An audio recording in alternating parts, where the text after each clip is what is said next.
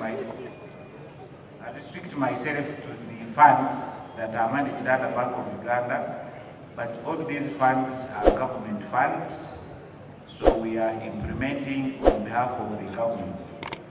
So the first one I want to talk about the COVID recovery fund. After the effects of COVID-19, as you all know, lockdown affected all businesses, transport, construction.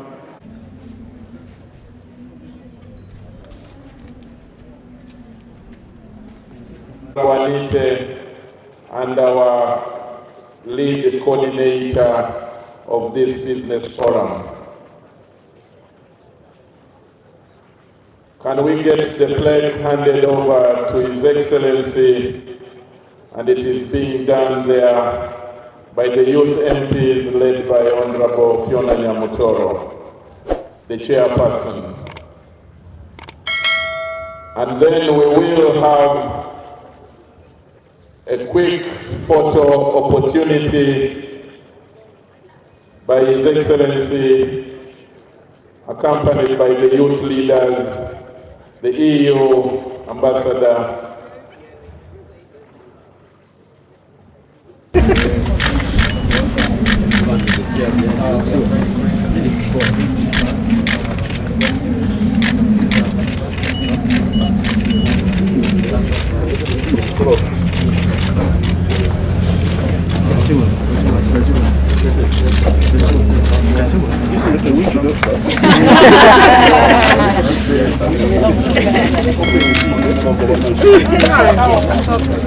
The African Cultural Information Center, we conserve the environment, and from the environment we are promoting tourism. So these are some of the animal specimens that are got from one of the wetland ecotourism projects. We conserve wetland especially. You got them from the swamp? Yes, from the swamp. It's Sanga wetland national park in a religious district. Oh. Yes, we are. Yes. You are in Nyaruguru? Yes. But you are the one who was eating the hippos. Now we teach them to conserve.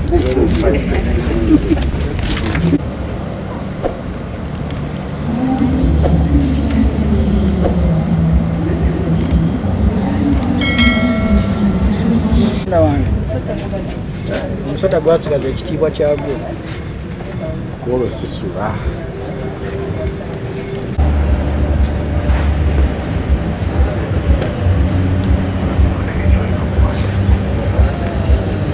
Research shows, Your Excellency, that 38% of Ugandans aged 18 to 34 are engaged in some sort of entrepreneurial activity. This is compared to the 36% of Ugandans who are above the age of 35. Your Excellency, this only means that young people are more oriented to business than other older generations. Mr. President, you have been able to support the young people. It is for you that the young people have representation in politics from the village level up to the national level. Your Excellency, Uganda has been a ground for learning for many countries to see the involvement of young people in the development of their economies. And you have done this heavily. And Your Excellency, today I'm amazed that you have come not in a youth political activity, but to support the young people in business. You compare fallacy in nature. Which other foods have a combination similar to millet? You have protein, carbohydrate, and iron in one cereal, in one food. When we specify and we say cereals, there isn't any other cereal that has got iron in it. Like millet has got the highest quantity of iron, sorghum has the following one. When it comes to wheat and maize, it's really little. Yes. Your Excellency, I'm Richard Byarugaba, I'm head of finance, and we do import a lot of textile. How much? It's Oh, you don't be a Christian. Be a Christian. If you don't know, don't you? Your Excellency, I don't have the figure, but it's in the region of 3 trillion Uganda shillings. You go and check and come back and tell us. All right, Your Excellency. Check on the phone. The problem of Africa has been sleeping. In Luo we say Nino Matek. In Rusoga we say Kurambara. Okwebaka. Okugwezigera. This has been the problem of Africa and its leaders, especially in the last 400 years. The Africans have been asleep, especially their leaders. The story of the human race starts 4.5 million years ago. That is when man evolved from lower primates to what we came to call Homo sapiens sapiens, meaning an intelligent man. Now, this Homo sapiens sapiens has been the agent of development and transformation. Why?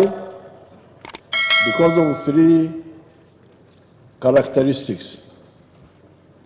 First of all, unlike other animals, he has got a superior brain, a brain which has got more convolutions on the cortex of the brain. Therefore, able to think and reason instead of acting by instinct like the other animals. This is the first characteristic. The second one is bipedalism. The fact that you people, you walk on 2 legs instead of walking on 4 legs or crawling on the ground like the snakes I saw there when we were coming. This frees your eyes to see far and your brain to think more. When a snake is in the grass, maneuvering around, doesn't have time to think. It is too busy negotiating through those obstacles. Now, finally, the human being has got a hand, this hand, engaro, which can hold tools and do work. It is these three characteristics that enabled man to understand the laws of nature. What they call science is really understanding the laws of nature. Gravity, wind, light, sound, and all those natural laws, and use them to solve man's problems. And it has been a long journey. About 1.5 million years ago, man was able to invent fire, invention of fire. Because before that, man didn't understand fire and couldn't use it. But when he invented fire, it helped him solve so many problems.